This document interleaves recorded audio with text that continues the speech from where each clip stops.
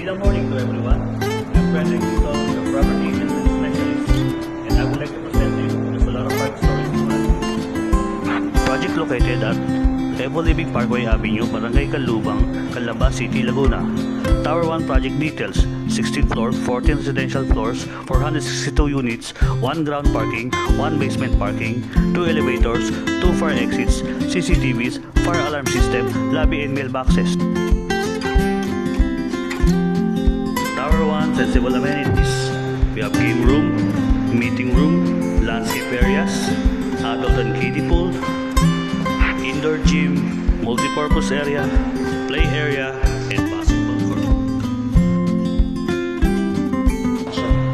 Here, I would like to present to you standard deliverable studio unit with balcony.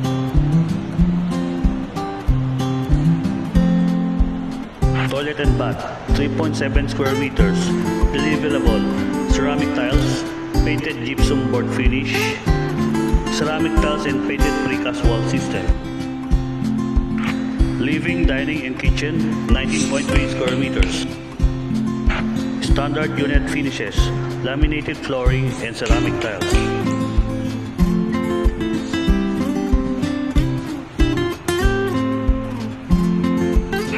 It comes in countertop, wash basin, and grease trap.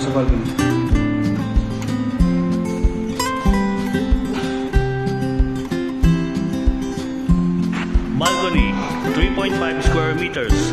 Standard unit finishes, balcony, ceramic tiles, aluminum and glass doors. Estimated total area, 26.5 square meters. I would like to present to you the standard deliverable dress-up 1BR unit with balcony.